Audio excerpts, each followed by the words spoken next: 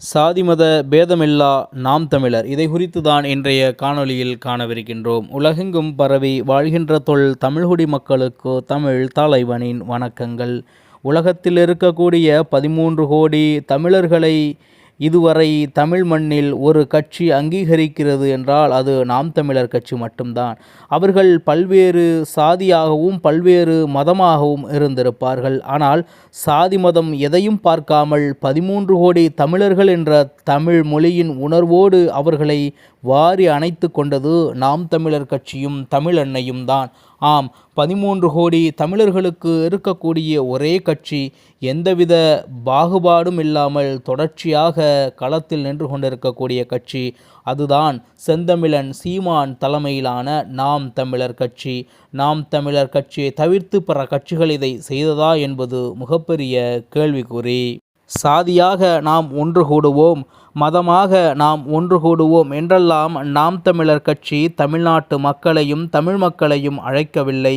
மாறாக தமிழர்களாக ஒன்று கூடுவோம், தமிழ் மொழியால் ஒன்று கூடுவோம் என்று ஒட்டுமொத்தமாக தமிழை மையப்படுத்தி மட்டுமே தமிழ் மக்களை நாம் தமிழர் கட்சி ஒன்று கூட்டுகின்றது, ஒன்று கூட்டிக் கொண்டு இருக்கின்றது.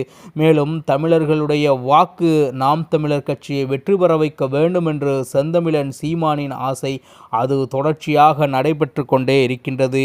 உலகத்தில் இருக்கக்கூடிய அனைத்து தமிழர்களுக்கும் நாங்கள் இருக்கின்றோம், நாம் தமிழர் கட்சி இருக்கிறது என்று அறைகூவல் விடுத்து ஒட்டுமொத்தமாக உலகத் தமிழர்களுடைய ஆதரவை பெற்றதுதான் நாம் தமிழர் கட்சி. பிற கட்சிகளெல்லாம் உலகத் தமிழருடைய ஆதரவு பெற்றதா என்றால் பெற்றிருக்கலாம். ஆனால் நாம் தமிழர் கட்சி வருகைக்கு பிறகு, அங்கீகரிக்கப்பட்ட கட்சி ஆனதற்கு பிறகு, தமிழ்நாட்டு மக்களால் ஏற்றுக்கொள்ளப்பட்டு மேலும் உலகத் தமிழர்களால் அங்கீகரிக்கப்பட்ட கட்சியாக செந்தமிழன் சீமான் தலைமையிலான நாம் தமிழர் கட்சி விளங்குகிறது.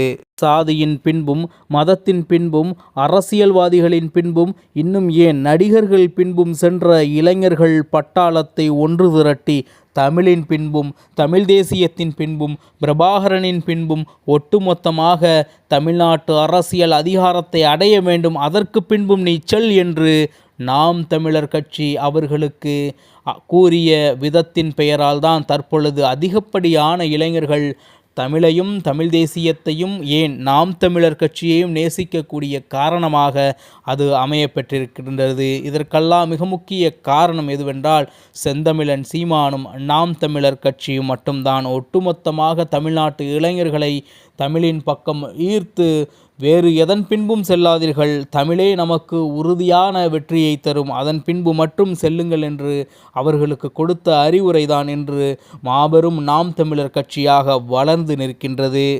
தமிழுக்காக நீங்கள் நின்றால் தமிழ் உங்களுக்காக நிற்கும். யாரெல்லாம் தமிழை கையில் எடுக்கின்றார்களோ அவர்களெல்லாம் வெற்றியாளர்களாக தான் இருக்கின்றார்கள். அது பிற மொழியாளர்களாக இருப்பினும் சரி, அவர்களுக்கு தமிழ் வெற்றியை தான் கொடுத்திருக்கின்றது. அதுபோன்று நீங்களும் தமிழை கையில் எடுத்து தமிழை கொண்டு நீங்கள் வென்றெடுங்கள், அதிகாரத்தை படையுங்கள், அதிகாரத்தை பகிருங்கள் என்று நாம் தமிழர் கட்சி ஒவ்வொரு முறையும் மேடைதோறும் முழங்குகின்றது. அந்த அதிகாரத்தை அடைவதற்கு நாம் செய்ய வேண்டிய விடயம் என்னவென்றால், 2026 தேர்தலின் பொழுது ஒட்டுமொத்த தமிழர்களும் நாம் ஆதரிக்க வேண்டியதாக இருப்பது நாம் தமிழர் கட்சியையும் செந்தமிழன் சீமானையும் மட்டும்தான். செந்தமிழன் சீமான் எந்த வேட்பாளர்களை எந்த தொகுதியில் போடுகின்றாரோ, யாரை கை காட்டுகின்றாரோ அவர்களுக்கு உங்களுடைய பொன்னான வாக்குகளை தமிழ் மக்கள் கொடுத்து அவர்களை வெற்றியடைய செய்ய வேண்டும். நிச்சயமாக அதை நீங்கள் செய்தால் மாபெரும் வெற்றியை நாம் தமிழர் கட்சி அடையும். உணர்வோடு நீங்கள் கொடுக்கக்கூடிய ஒவ்வொரு வாக்கும் நிச்சயமாக வெற்றியை தரும் என்பதில் மாற்று கருத்தில்லை. மீண்டும் நல்லதொரு காணொலியில் உங்களை சந்திக்கின்றேன். இலக்கு ஒன்றுதான், தமிழ் பேரினத்தின் விடுதலை. நன்றி, வணக்கம். நாம் தமிழர்.